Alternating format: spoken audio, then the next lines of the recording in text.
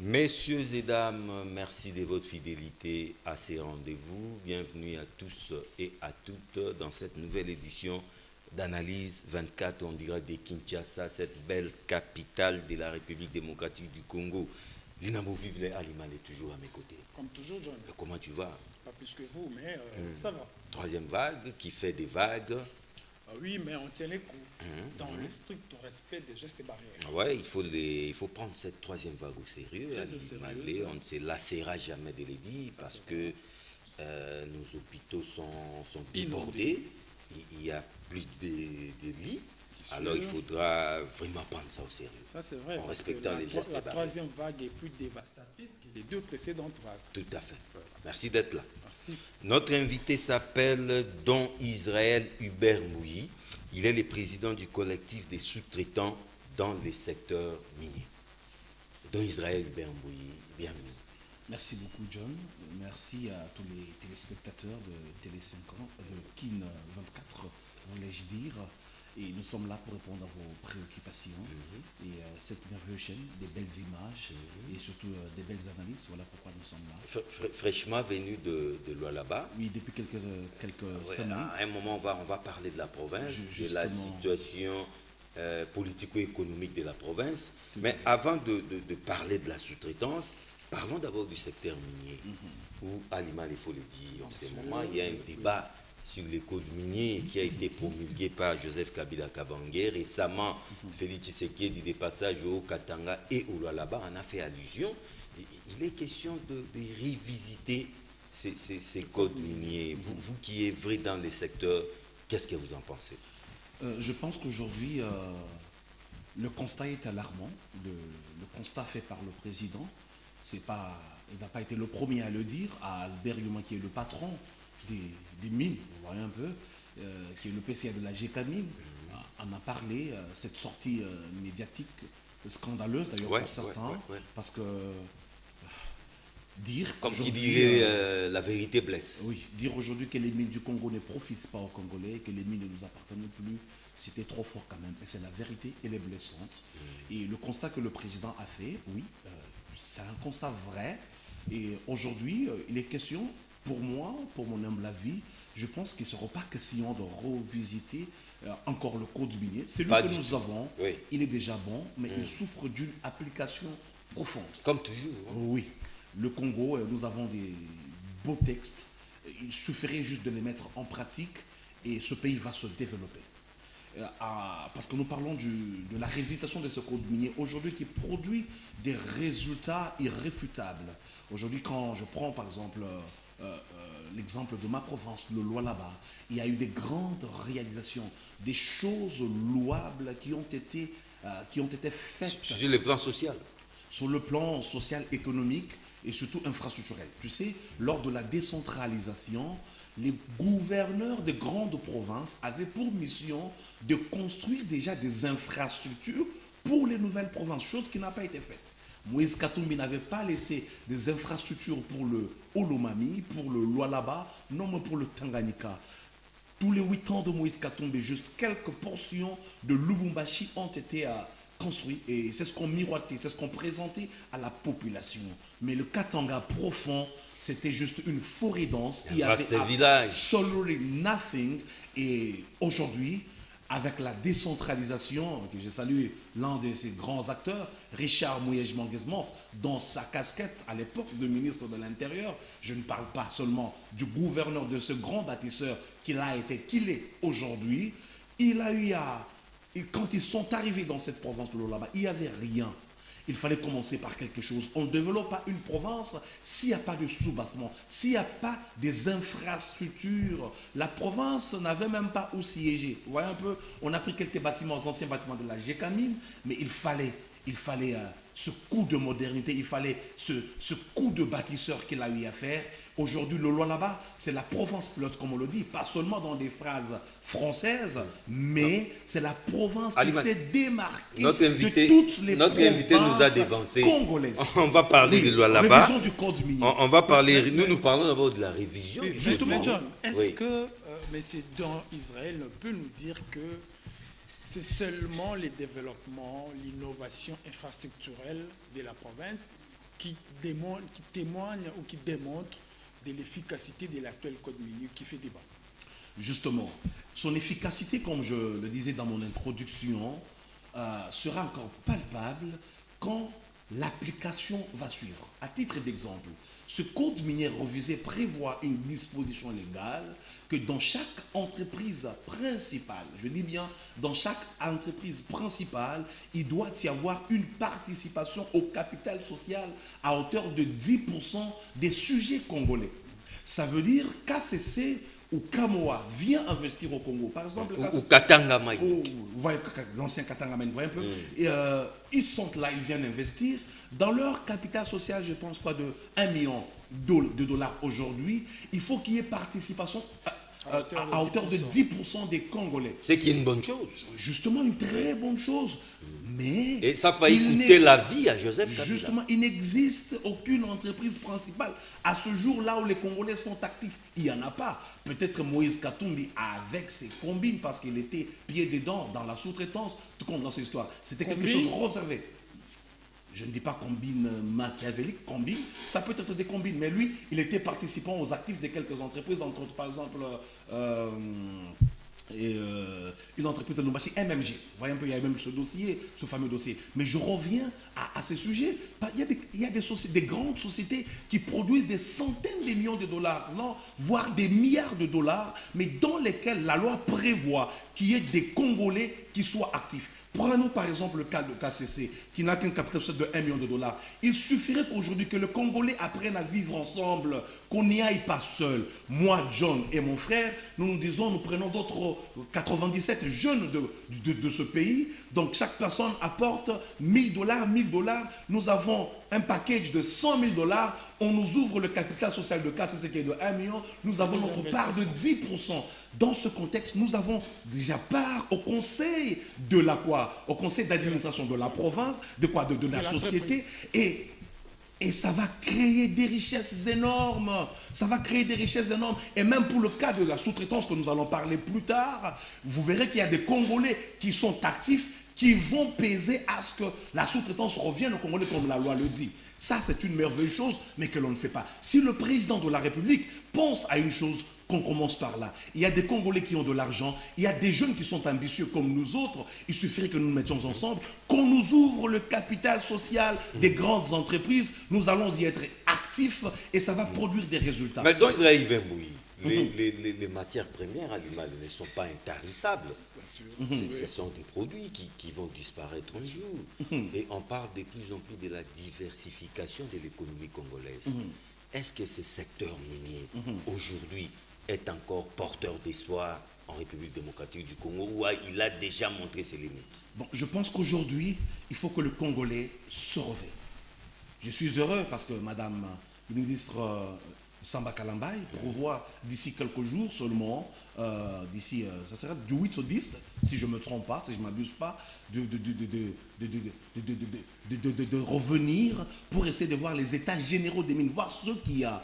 Où sont les faiblesses, où sont les points forts, qu'est-ce que nous pouvons faire pour que les choses marchent mieux. Aujourd'hui, Congolais, nous devons nous réveiller. Moi, j'ai toujours dit que le cuivre et le cobalt, ce ne sont pas comme, ça ne pousse pas comme du maïs. Il n'existe pas d'engrais pour assurer leur germination. Quand on creuse, c'est un filon, on le prend, on nous laissera jusqu'à des trous béants, des lacs à ciel ouvert, dans lesquels nos enfants ne pourront même pas pêcher. Il a parlé de la vengeance du sol sur les sous-sols. On attend cette vengeance. Justement, moi je pense plutôt que chaque peuple, chaque pays a ses mérites, a ses privilèges. Dieu nous a fait grâce d'être Congolais et notre fierté, ce n'est pas seulement notre sol, mais notre sous-sol. Notre sous-sol doit développer notre sol. On doit faire l'agriculture avec l'argent des miniers. Il faut d'abord que le secteur des mines apporte les vrais capitaux aux Congolais pour que nous investissions dans d'autres domaines. Aussi longtemps que les mines ne profitent pas aux Congolais, comment vous voulez diversifier l'économie aussi longtemps ce que nous avons de plus facile? Donc c'est un secteur déclencheur. Justement, oui. Il y a suffisamment beaucoup d'argent dans le secteur des mines que si tout le monde serait sérieux aujourd'hui, si les États généraux, après les États généraux que Madame la ministre des Mines a lance d'ici quelques jours, les résolutions qui vont en suivre, les résolutions qui vont en découler, il faut une révolution. Aujourd'hui, il faut qu'on se regarde dans les yeux, qu'on dise des vraies vérités. Les mines du Congo doivent profiter aux Congolais. Notre sous-sol doit profiter aux Congolais. Et aujourd'hui, il y a des choses qui marchent déjà mieux, comme par exemple avec la redevance minière. Les entreprises minières la payent chaque mois. Il suffirait d'avoir des bons gouverneurs comme le mien pour que le travail suive. Et dans le Lualaba, il y a eu des grandes réalisations à la base. Parce qu'à l'époque, l'argent allait dans la caisse de l'État et la caisse, qui souffre d'ailleurs jusqu'aujourd'hui de la rétrocession, n'arrivait pas à développer les riverains parce que les mines se faisaient dans des villages et ces villages ne bénéficiaient absolument de rien. Mais aujourd'hui, à la base, la commune de Dilala, le secteur de Luilou, la commune de Manika, la ville de Kolwezi, en tout cas, ça se développe, il y a des grandes actions. Aujourd'hui, un bourgmestre du Lualaba peut avoir un bilan positif de 2 ans plus qu'un gouverneur du Kasaï oriental. C'est prouvable, je peux vous le prouver. Parce que Maouja Djounes n'a absolument rien fait dans le Kasaï oriental. Ma province d'ailleurs. Mais aujourd'hui, alors qu'au Kasaï, il y a des mines. Il y a cette redevance qui existe. Vous voyez un peu, c'est ça le contraste. Il faut que les mines bénéficient. Alors, il faut juste une bonne application.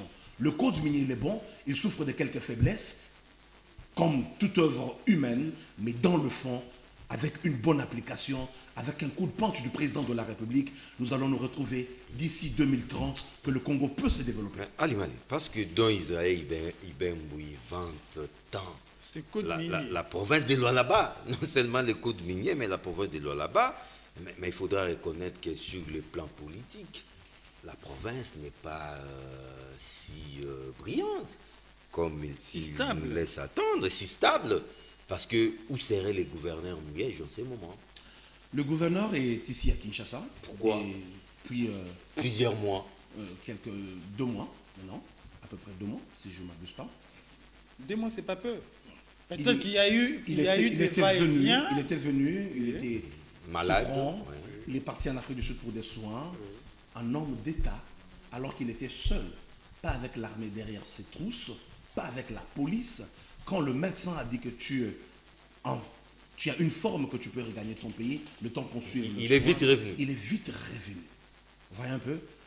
Il y a des gens qui sont partis, qui ne sont pas Mais revenus. il ne devait qu'être transité par Kinshasa. Obligatoirement. Et comment son avion serait cloué à Kinshasa jusqu'aujourd'hui? Non, il ne venait pas pour transiter. Il y avait des travaux qui étaient enclenchés avant son départ avec l'IGF. Ah, l'IGF. Vous voyez? Donc il fallait qu'il vienne répondre, qu'il présente ses moyens de preuve. Il y a fait. eu des accusations portées comme contre quoi? Sa gestion de la part de Mme Fifi. Non, des révélations de Mme Fifi. Oui, Mme Fifi. Vice-gouverneur. Vice-gouverneur de ma province que j'ai salué d'ailleurs. Bonsoir, Mme Fifi Masuka Saïni. Elle a porté des accusations trop fortes. Mais jusqu'aujourd'hui, qui souffre de preuves. Personne de sérieux ne peut nous dire aujourd'hui, les accusateurs, que voilà, le gouverneur aurait détourné autant d'argent. Ils sont en train de faire des supputations, en tout cas honteuses. Permettez-moi que je qualifie ainsi. On a commencé avec 20 millions. Non, on a détourné 20 millions. Non, c'est plus 20 millions, c'est 60. Là, nous entendons parler de 300 millions. Il n'y a pas du sérieux. Comment est-ce qu'on peut passer de 20 millions à 60 à 300 millions? Il n'y a pas du sérieux. Vous voyez un peu? C'était un règlement de compte parce que moi, je peux vous dire aujourd'hui qu'il y a des personnes qui voulaient à tout prix gérer la province. La nostalgie du passé, la nostalgie d'une époque où une personne X gérait les finances de la province. Vous allez vous souvenir, quand on a eu à nommer les commissaires spéciaux, Madame Fifi était commissaire en charge des finances, économie et développement. Vous voyez un peu, elle a eu à gérer la province dans son sac pendant une période à peu près de 6 mois. Vous voyez cette nostalgie. Quand tu as l'argent à ta propre... Donc, tu te décides le matin, tu fais ce que tu veux. Vous voyez un peu? Et quand maintenant, il y a eu une nomination, il y a eu élection des gouverneurs, il y a une loi, la loi portant libre administration des provinces. Et cette loi ne donne pas quitus, ne donne pas assez beaucoup on lui a arraché les beefsteaks. Un vice-gouverneur, c'est pas moi qui le dis. Néron Bongo l'a dit, peut-être même sur votre plateau. Vous voyez un peu? Et c'est cette loi qui a enlevé ces privilèges que madame avait. Et depuis lors, frustré, pensant que l'autre était contre l'autre, d'ailleurs, ce qui n'a jamais été vrai, parce qu'en 2018, lors des élections des gouverneurs, Mme Fifi avait un sérieux problème, un problème de liste électorale. Elle ne devait pas être sous la même liste, quoi, parce qu'elle était d'un autre parti, et sur la liste du PPRD, ça vient poser des problèmes. Et qui a plaidé pour elle? Qui a été à Kinshasa pour gagner ce procès? C'est le directeur de cabinet, Yav Kachung, le même directeur qu'elle a suspendu dès les premières semaines que le gouverneur est parti. Vous voyez un peu ça? Donc je pense aujourd'hui, il n'y a eu rien de sérieux. Le Lualaba est une province qui s'est démarquée. Aujourd'hui, je vous mets au défi. Donnez-moi le nom d'une seule province qui a fait mieux que le Lualaba dans ce pays. Soumouyej. Soumouyej, bien sûr. Et moi, je me tais, je ne parlerai plus jamais. Est-ce que M. Don peut nous confirmer ici? Parce que selon vous, il n'y a pas de preuve. Ce discours-là est prouvé par les rapports de l'IGF ou c'est un discours que vous soutenez par rapport aux accusations qui, selon vous, ne sont pas fondées? Non. Je pense aujourd'hui, l'IGF a des canaux officiels par lesquels doit passer pour communiquer. Il y a eu plein de dossiers qui sont venus même après le dossier Mouillège qu'on a eu à communiquer. Dossier fameux carte prépayée. Oui. On a même transmis le dossier à la justice. Mais pour le cas du Lualaba, il n'en est pas encore question. Le gouverneur Richard Mouillège est encore gouverneur et l'IGF n'en est pas encore à ce point. Ils vont faire leur rapport et moi, je crois que le rapport sera positif. Non, mais là, je vous arrête. Dans Israël, ben oui, le gouverneur Mouillège est encore gouverneur, mais un fait insolite. D'après moi, des passages là-bas, tout récemment, les présidents de la République, Félix Tshisekedi Tshilombo, devant la foule, Alimane, s'il vous plaît, il a officiellement présenté Madame Fifi. Maboko Puna, maman gouverneur, ce n'est pas une façon de la plébiscité. N'a-t-elle pas eu la bénédiction du président de la République? Le président de la République était en train de faire un lavage des cerveaux au Lualaba.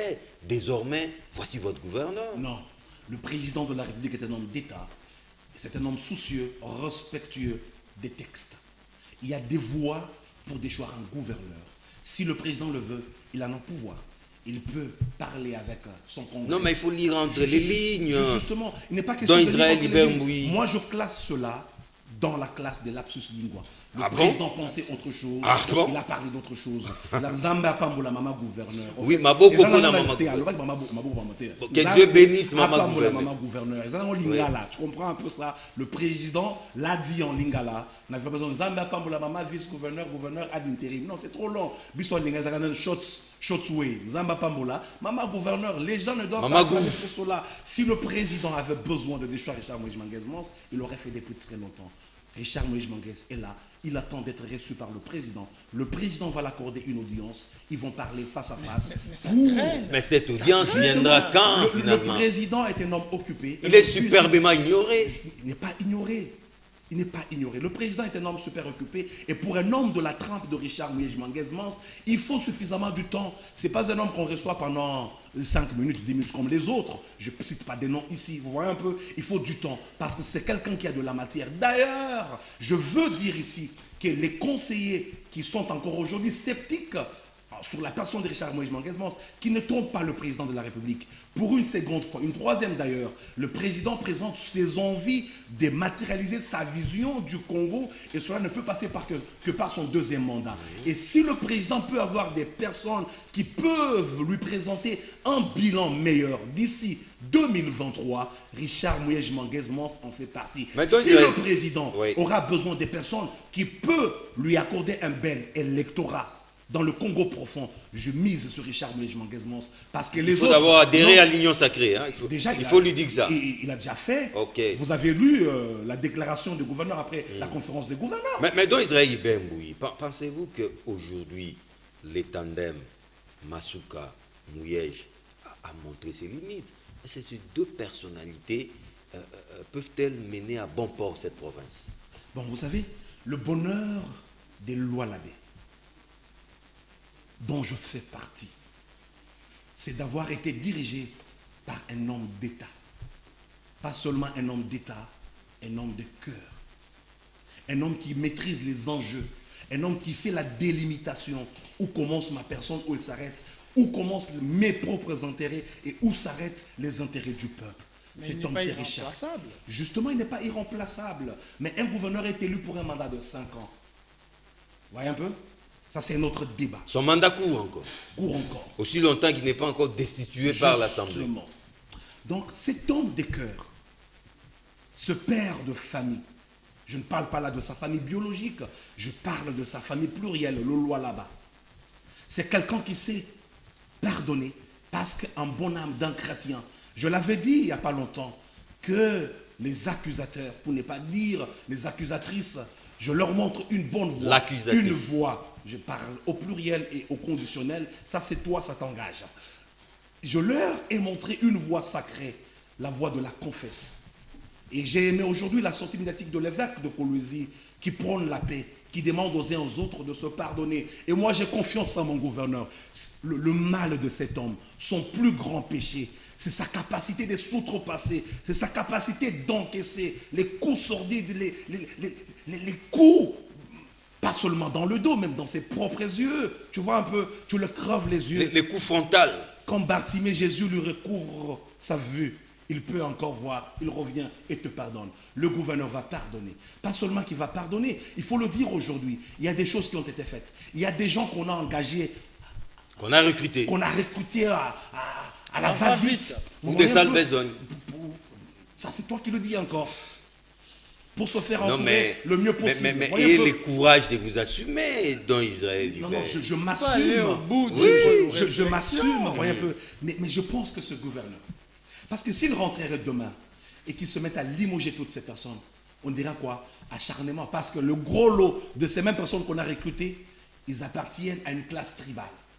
Donc le gouverneur ne peut pas s'évertuer à cela. C'est un homme d'État. Mais seulement la vérité aujourd'hui, il faut qu'on la dise au Lualaba. Ça va coûter cher à la province. Parce qu'on ne va pas limoger ces personnes. C'est comme à la présidence aujourd'hui. Le président devait recruter de nouvelles personnes, mais il ne pouvait pas chasser ceux qui ont travaillé avec Joseph Kabila. Ils sont encore là. Ça coûte aujourd'hui sur le budget de la présidence. Pourquoi? Si on avait chassé toute la classe swahiliphone, ça allait être quoi? Non, on engage les Louba, on chasse les swahiliphones. Ça n'allait pas bien faire. Mais il l'a fait. On engage de nouvelles personnes, les anciennes sont là. C'est ce qui va se passer dans le Lualaba, mais ça va coûter sur la province. Le coût de gestion de la province sera un peu relevé. Alors le remède serait que les deux partent. Non, le remède serait qu'il y ait paix. Parce qu'aujourd'hui, nous n'avons pas besoin de guerre. Nous n'avons pas besoin de tensions intestines dans la province. Nous n'avons pas besoin que les communautés se regardent avec du couteau derrière leur dos. Vous voyez un peu ça? On n'en a plus besoin. En chien défaillant. Aujourd'hui, le président a besoin de jouer à la carte de l'apaisement et il va le faire. Le gouverneur va rentrer dans sa province. Il va continuer son travail. Il va diriger la province jusqu'à fin mandat. Et je pense que ce sera pour l'intérêt des Lualaba. Aujourd'hui, le Lualaba s'est développé. Tant soit peu, mais aujourd'hui le Lualaba, c'est la meilleure des provinces. Il n'y en a pas une seule. Parle-moi du Kwango, du Kwilu, du Bazouélé, du Haut-Ouélé. Vous n'avez pas les mêmes ressources. Surtout que la caisse de péréquation n'existe pas, ne permet pas aux provinces pauvres. Vous n'avez pas les mêmes ressources que Kwango. Vous n'avez pas les mêmes ressources. Mais ça, c'est très faux. C'est une excuse, passez-moi le terme, un prétexte. Faible. Un prétexte des faibles. Chaque province au Congo a ses propres ressources. Il faut juste des hommes visionnaires. Il faut des hommes qui savent voir au-delà de leur nez. Des hommes ambitieux, des hommes qui peuvent tenter quelque chose. Je peux vous le dire, il y a des images. J'étais au Lualaba quand les commissaires sont arrivés. Il y avait absolutely nothing. Il n'y avait rien. C'est pas Madame Fifi qui me dirait le contraire. Mais au bout de 5 ans seulement, le Lualaba est aujourd'hui dans un boom immobilier. Les investisseurs sont venus de partout. Ils sont là et la province est en train de se développer. Moi-même, je suis entrepreneur sous-traitant. Quand bien même je n'ai pas encore des contrats à cause de ces personnes qui sont en train de maltraiter la sous-traitance. Voilà, vous l'avez dit. Mais je le crois qu'aujourd'hui, les choses vont mieux se passer. Tout justement, Limalé, dont Israël Hubert Mbouyi, président du collectif des sous-traitants dans les secteurs miniers. Parlons-en. Il y a une loi, la loi de, si ma mémoire est bonne, du février 2017. Tout à fait. Sur la sous-traitance en RDC, mais vous avec cette spécificité dans les secteurs miniers. Mais comment se porte cette loi, son application? Là aussi, il y a des couacs. La loi souffre. Comme toujours. Elle souffre profondément. Je ne veux pas donner plus de grandes révélations. Je prends rendez-vous dans 10 jours. Dans 10 jours. À quelle occasion? Qu'est-ce qui arrive dans 10 jours? 10 jours, c'est les 10 juillet. Qu'est-ce qui arrive au 10? Ouais.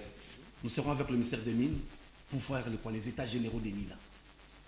À ce grand rendez-vous, je veux tabler sur cette question profondément. Et nous allons... Donc la sous-traitance ici, c'est ce qu'on appelle les creuseurs. Non. En fait, il y a la tout. sous-traitance et la production artisanale. Ah, ok. Je vais essayer d'épingler les deux. Aujourd'hui, la sous-traitance souffre pourquoi? Par mauvaise foi des entreprises multinationales. Ils exportent nos capitaux. Ils sous-traitent sud-africains, ils sous-traitent français, Indiens. ils sous-traitent indiens.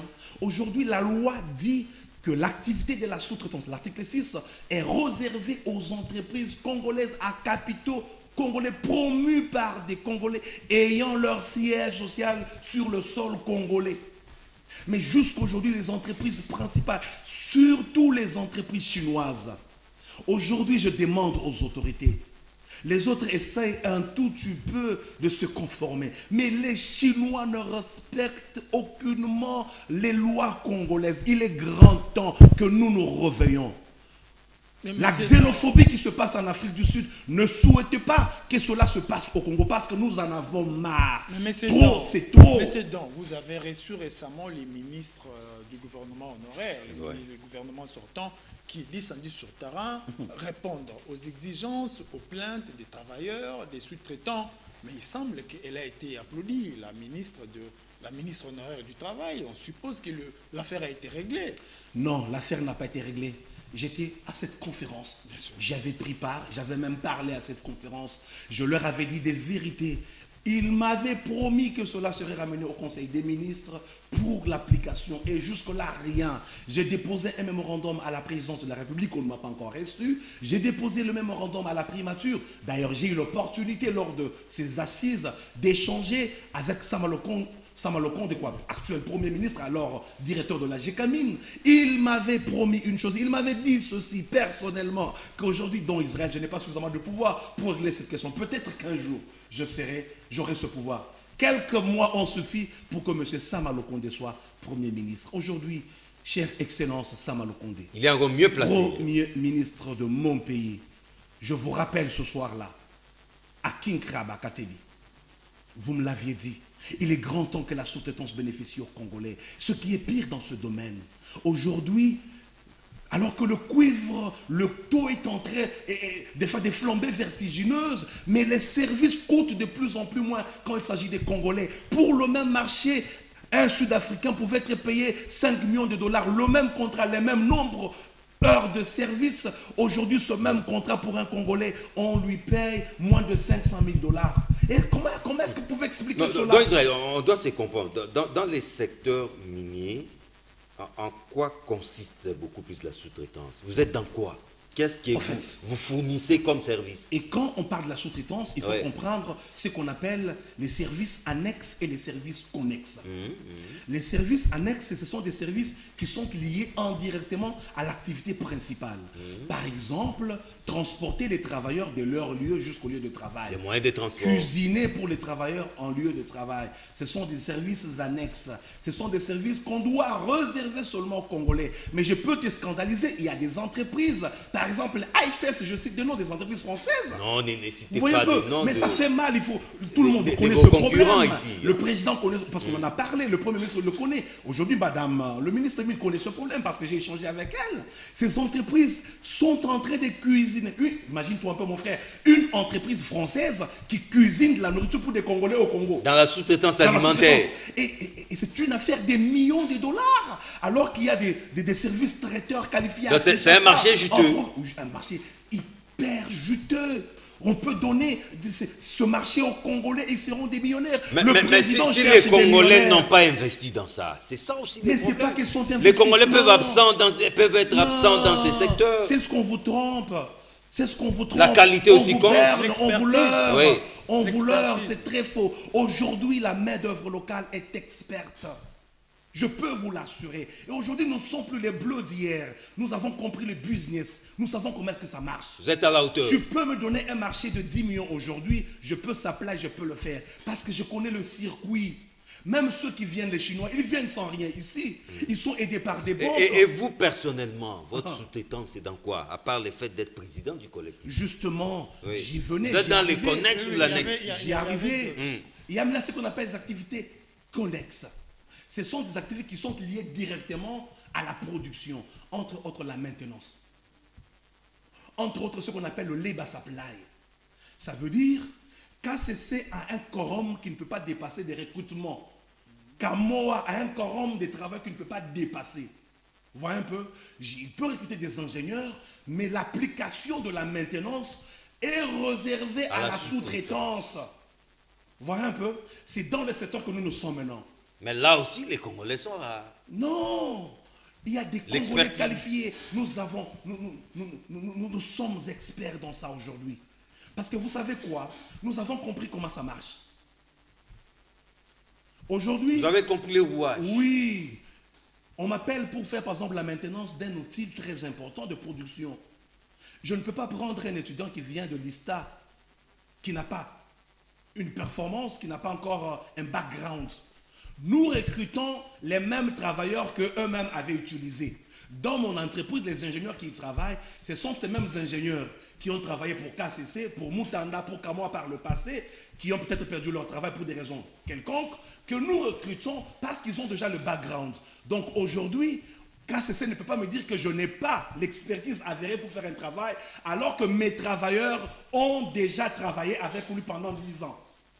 C'est ubuesque, c'est une étrangeté rocambolesque, c'est aberrant, nous ne devons plus accepter cela. Donc quand je m'engage à faire la sous-traitance, je me calcule, je sais que j'ai besoin des experts dans tel et dans tel domaine, je les recrute parce que je sais qu'ils ont déjà œuvré, donc aucune entreprise ne peut me dire que je n'ai pas la main d'œuvre qualifiée. Non, je l'ai. Monsieur Don, vous avez vanté la gestion du gouverneur qui est encore à Kinshasa, qui est appelé à Kinshasa pour des raisons professionnelles.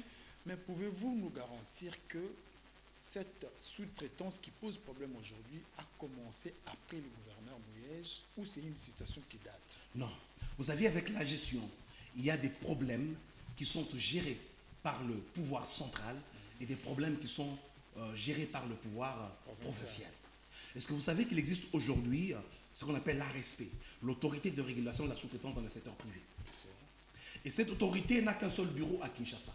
Et c'est cette autorité, monsieur, d'ailleurs j'appelle monsieur Ahmed Kalej Kant, qui est le directeur, je l'appelle encore à la raison parce que j'ai déjà eu à échanger avec lui plus d'une fois. Lors des conférences que nous avons tenues à Kolwezi toujours, j'ai eu à leur dire des vérités qu'ils connaissent, alors que la loi prévoit des pénalités aux entreprises principales qui ne s'alignent pas, allant jusqu'à 100 millions de dollars pour le simple fait de ne pas respecter l'article 6 de cette loi. Mais aucune entreprise n'a jamais payé ces pénalités, alors qu'il y a une autorité de régulation.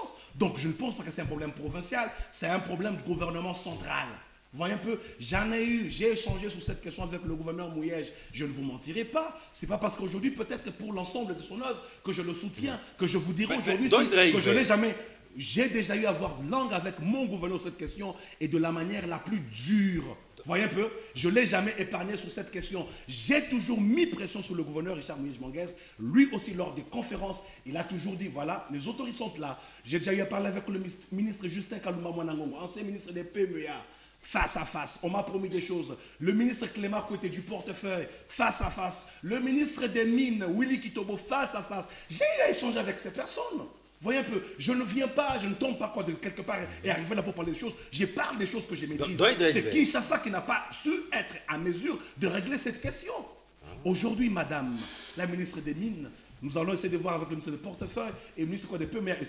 J'ai déposé le mémorandum chez eux. J'ai demandé une audience qu'on ne m'a pas encore donnée. Je demande, chère Excellence, j'ai besoin de parler avec vous. Parce que cette question, on ne doit plus la laisser comme ça. Sinon, vous allez nous pousser maintenant à commencer à boycotter le travail des entreprises principales que vous appelez chaleureusement vos partenaires privilégiés. Parce que les mines sont nôtres. Ce sous-sol est nôtre. Ce pays est nôtre. Ce pays doit bénéficier aux Congolais que nous sommes. Le président de la République, Félix Antoine Tshisekedi, nous a promis, nous a montré sa volonté de vouloir créer une nouvelle classe des millionnaires. C'est C'est trop facile. On ne vous demande pas de nous financer. Nous n'avons plus besoin de vos financements. Faites appliquer la loi. C'est simple et clair. Nous deviendrons les millionnaires que vous recherchez parce que la loi est de notre côté. Nous avons l'expertise, nous avons l'expérience aujourd'hui. Nous pouvons faire la sous-traitance sans tergiverser et nous serons les millionnaires que le Congo est en train de rechercher.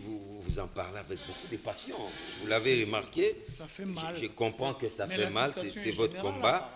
Mais parce que nous parlons des secteurs miniers, à Limalé, une question qui fait débat aussi, la signature des accords entre la RDC et le Rwanda sur fond de l'exploitation de matières premières de la République démocratique du Congo. Beaucoup voient une sorte de bradage de ressources minières de la République démocratique du Congo. Bate Kimboka. Êtes-vous de cet avis? Non, je ne suis pas de cet avis. D'ailleurs, je dis félicitations au président de la République. Ça n'a rien à voir d'économique. Ah bon? Ce n'est pas une affaire économique, mais c'est une affaire diplomatique, une affaire politique. Ah, il faut se faire la paix. Écoute, je pense que le président, il cherche par tous les moyens. Vous savez, aujourd'hui, quand on parle de cette question de l'Est, tous à la mité mamalam, s'il vous plaît. Soyons humains, aimons-nous vivants. Il y a des pays qui ont moins de 5 millions d'habitants. Le Congo-Brazzaville n'en a que 3 millions et quelques. Même le Rwanda. Vous voyez un peu? Mais le Congo, ces guerres de l'Est, là, nous avons perdu plus de 5 millions de nos frères qui sont des Congolais. Si c'était le Congo-Brazzaville, le pays serait éradiqué, il n'y aurait plus personne aujourd'hui. Il faut suivre la chute de M. Don. C'est ce que nous attendons. Vous voyez un peu? Aujourd'hui, donc, les Brazzaville, si l'Ituri, le nord Kivu, le sud Kivu, c'était Brazzaville, il n'y aurait plus de Congo-Brazzaville. Les Quinois allaient traverser de l'autre côté pour fusionner les deux. Réhabiter les territoires. Vous voyez un peu? Ce sont nos frères qui sont morts. Joseph Kabila Kabange a essayé tous les moyens. Il a appelé même les rebelles, manger à la même table avec les gens qui ont tué nos frères et sœurs au nom de la paix. Ça n'a pas porté des résultats. Pourquoi? Parce qu'on le disait déjà, c'était une guerre asymétrique. Parce que les Congolais qui faisaient la guerre, ils sont avec nous ici. Ils ont abandonné la guerre. Les grands, moi. Jean-Pierre Biema a fait la guerre. Il est ici. Il ne fait plus la guerre. Les Aïd Ngoma, les autres, les Roubaix, ils ont fait la guerre. Ils ne sont plus là. Boussa Nyamousi, ils sont là. Donc les Congolais, Joseph Kabila avait réussi. Mais qu'est-ce qui fait à ce que, alors que Joseph Kabila a donné, il a partagé le pouvoir avec ses frères congolais au nom de la paix, mais il n'y a jamais eu paix à l'Est.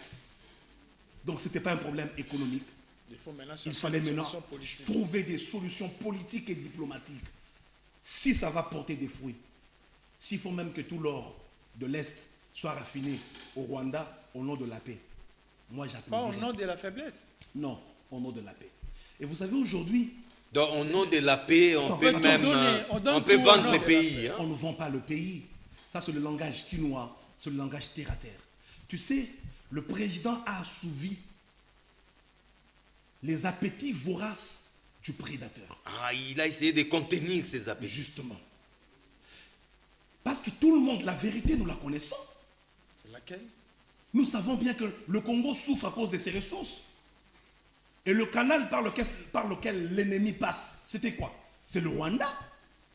Donc aujourd'hui, au nom de la diplomatie, l'or qu'ils viennent chercher pour faire la guerre au Congo là, eh bien, ne venez plus. Nous allons produire. Officiellement. Attends, on ne vous donne pas. Ce sont des accords économiques, mais qui ont une portée à 90% diplomatique. Vous voulez l'or? Ne venez pas faire la guerre. Nous produisons notre or, mais nous raffinons chez vous. Donc vous et nous, si vous faites la guerre, et vous et nous sommes perdants. Vous voyez un peu? En fait, c'est de l'intelligence économique. C'est juste de l'intelligence. Au-delà de cette intelligence. Mais ne vous y méprenez pas. Fachi est un fin politique. N'est-ce pas qu'on dit qu'au Congo que Fachi est le seul président qui ne respecte pas les accords? Non, mais c'est pas... Une fois qu'il aura cette paix-là. Il ne faut pas non pas plus... dans le mauvais sens. Oui. Une fois qu'il aura cette paix. C'est péjoratif. Attends, c'est rien de péjoratif. Écoutez mon raisonnement. Une fois que le président aura cette paix, rien ne nous empêche, dans ces accords, rien ne stipule que le Congo ne construira pas ses propres usines. Surtout qu'il ne respecte pas ses engagements. Parce que la vérité aujourd'hui, ce Kimo est presque à la traîne, il faut construire de nouvelles usines. Vous voyez un peu? Mais rien n'est dit dans ces accords que le Congo ne construira pas ses propres usines. Il fallait commencer par là. Non, et c'est pas facile, papa. Non, mais si le Rwanda l'a fait, si les petits Rwanda l'a fait, justement, à fortiori les grands pour Congo. construire une usine, le mieux, c'est de la construire à la base. Ça veut dire, la mine est là, l'usine est ici, à quelques mètres. Et généralement, les mines là, ce n'est pas dans le centre-ville de Goma. C'est à l'intérieur là, c'est dans le massif là-bas, là où il y a des tueries tous les jours. Qui est ce travailleur qui ira travailler dans une usine qui produit de l'or, là où on tue 25 personnes chaque jour? C'est impossible. Si le Congo s'investit là, maintenant, construire une usine, elle ne produira même pas. Parce que les tueries vont continuer et rien ne sera fait. Mais est-ce qu'il ne fallait pas commencer à inverser les rôles, c'est-à-dire sécuriser les coins et penser autrement, au lieu de commencer, selon le discours que vous ne soutenez d'ailleurs pas, au lieu de brader au nom de l'accord politique? Quand vous parlez de la sécurisation, voyez un peu, Albert Yuma dit ceci, que les mines du Congo n'appartiennent plus au Congo. Et elles n'ont jamais bénéficié aux Congolais. Au Katanga, il n'y a pas eu la guerre pendant ces 20 dernières années. Au Lonaba, il n'y a pas eu de guerre. Mais qu'est-ce qui a fait que les mines de ce coin ont été bradées? Dans le langage d'Albert Yuma, il veut juste tout simplement dire que les mines du Congo ont été bradées à vil prix. On en parle aujourd'hui. Dan Getzler, il achète une mine à 10 francs, il la revend quoi, à 1 million? Mais vous, journalistes, vous connaissez bien ce dossier. Est-ce qu'il y avait guerre là-bas? Mais aujourd'hui, au moins, le président prend ce courage. Peut-être que son prédécesseur n'avait pas. Aujourd'hui, il faut comprendre. Il y a d'autres choses que Kabila, Kabila ne faisait pas. À cause de vous, Congolais. C'est réservé. Déjà que nous le qualifions à l'époque de Rwandais. Donc, il ne pouvait pas se permettre. S'il avait osé à l'époque, il ne pouvait pas. Mais il y a des gens qui disaient que Tshisekedi risque de donner au Rwandais ce qu'il n'a pas reçu de tous ses prédécesseurs. Et ça commence à se confirmer. Mais attends, donc Israël Mbembouyi, ça sera aussi votre conclusion. Non, ça sera aussi votre conclusion. Oui. Tu sais, quand quelqu'un vient dans ta maison, menace de tuer ton enfant, ta femme et tes nièces qui habitent avec toi, et par le même fait te tuer toi-même. Et il te demande, moi je veux juste les 10 francs qu'il y a là. Et je ne reviendrai plus jamais. La sagesse veut que tu prennes les 10 francs, tu lui donnes, parce que le capital humain, c'est ce qui garantit le développement du Congo. Demain, il faut qu'il y ait paix à l'Est pour qu'il y ait réellement développé. Aujourd'hui, le Congo n'est pas fiable pour les investisseurs. Parce que quand tu es à l'étranger, les gens, il y a des gens qui pensent, moi j'ai une amie en Zambie, on part au Congo, hey, I cannot go there. They are killing people there. Je suis à la frontière de Lubumbashi, elle me dit qu'on tue les gens au Congo, il y a guerre. Alors que la guerre est à 2500 km. C'est la vue de l'extérieur. Le Congo n'est pas fiable. C'est l'image qu'on vend. Vous voyez un peu. Aujourd'hui, s'il y a paix, il y aura des investisseurs à grand nombre. Le Congo va bénéficier plus. Peut-être c'est de l'or juste du Nord Kivu qu'on a donné. Mais on n'a pas donné le cuivre du Kasaï. On n'a pas donné le cobalt du Kasaï qu'on n'a pas encore exploité. Le cobalt de quoi? Du Sankour qu'on n'a pas encore exploité. Le diamant de la Lomami qu'on n'a pas encore exploité. Le coltan du Haut-Lomami qu'on n'a pas encore exploité. Le coltan de Tanganyika qu'on n'a pas encore exploité. Donc le Congo, avec la paix, nous allons nous développer. Donnons la chance au président. S'il nous donne cette paix, moi je vais voter pour lui. Parce que ceux qui meurent là, ce ne sont pas des gens. Nous ne sommes pas encore en 2023. Donc, Israël Mbembouyi, président du collectif des sous-traitants dans les secteurs miniers, c'était un plaisir et un honneur de vous recevoir sur ces plateaux. J'espère que ce n'est pas la dernière fois, c'est juste une première fois, n'est-ce pas? Ce n'était qu'une introduction. Je vais revenir pour vous donner des révélations sur ma province. Pour vous dire ce qui a été réellement fait. Tout à fait. Parce qu'il fait beau vivre au Lualaba. Tout à fait. Le Lualaba, c'est la meilleure des provinces. Il fait beau vivre au Lualaba. Oui, il fait beau vivre. Tu as déjà été une fois au Lualaba? Peut-être que les moments... Pas encore. Hein? Moi j'ai eu cette chance-là. Quand? Il y a à peine 5 ans. Ça, c'est l'ancienne configuration. Il faut y aller aujourd'hui. Oui. Tu seras stupéfait. Merci. Tu seras ému. Dans Israël Mbembouyi. Merci beaucoup. Merci surtout à vous. La rediffusion déjà c'est jeudi à partir de 11h. Sinon retrouver Alimal et moi dans une nouvelle aventure d'Analyse 24 le mercredi prochain, même heure, même chaîne. Au revoir.